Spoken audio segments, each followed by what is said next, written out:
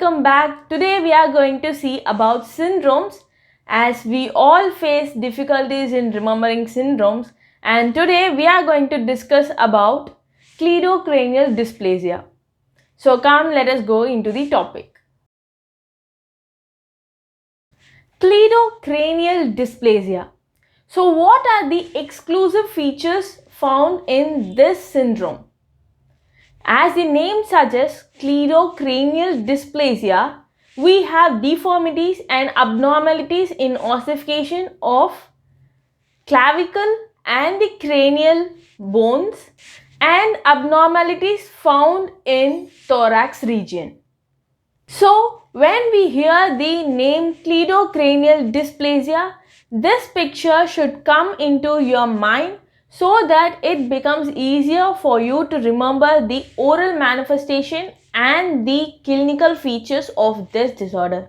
So, the exclusive features are clavicular hypoplasia, that is deformity in the formation of the clavicles or sometimes absence of clavicles, and narrowing of the thorax region, which allows the approximation of the shoulders in front and allows the both elbows to meet at the midline, and delayed ossification of the skull and extremely large and protruding frontanals and delayed closure of the sutures.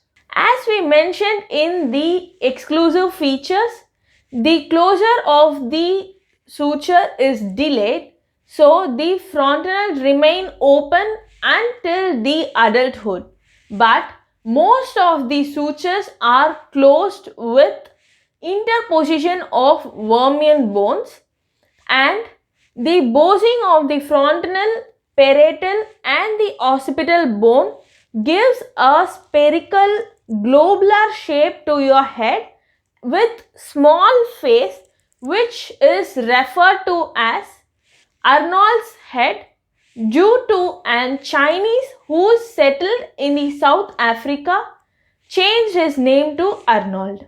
What is the cause of this disorder?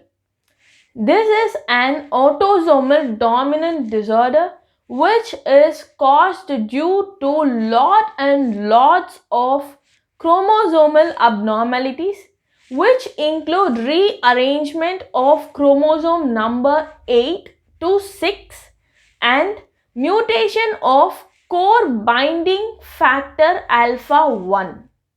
So when we look upon the oral manifestation of cleidocranial dysplasia, they represent with high arched palate and narrow palate, and the cleft palate is more common in these patients, and they invariably reported with underdeveloped maxilla and very small maxilla in relation to their mandible.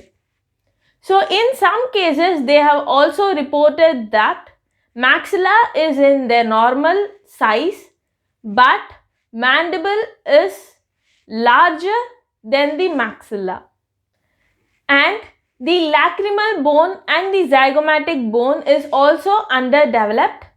And when we look upon the tooth formation, they have prolonged retention of their deciduous tooth and delayed eruption of the permanent tooth, and sometimes the prolonged retention of the deciduous tooth becomes permanent. So the delayed eruption of the permanent tooth is due to deformed root formation of their tooths and thinning of the tooth and absence in the formation of cellular cementum. So this becomes the reason for the delayed eruption of the permanent tooth, and the retained deciduous tooth also have deformed root formation and absence of cellular cementum. So when we look upon the radiographs, they show the features which I mentioned before, that is narrowing of the thorax region and fragmentation of the clavicles into 3 or 2, and sometimes absence of the clavicle and they also represent the delayed suture closure and boozing of the frontal, parietal and occipital, and delayed formation of the bones and deformities in the maxilla and the zygomatic bone and the lacrimal bone, and they also show shortening and broadening of the metacarpals and carpals and other bones related to hands and feet. Treatment: they do not have particular treatment for this disorder, but we have to take care of the oral manifestations and the oral conditions. As the eruption of the permanent tooth is delayed, we have to take care of the deciduous tooth even more, as extraction of the deciduous tooth will never initiate the eruption of the permanent tooth. And the caries in the deciduous tooth should be restored and taken care of, as the delayed tooth eruption may be permanent. If you like this video, please do like, share and subscribe to this channel.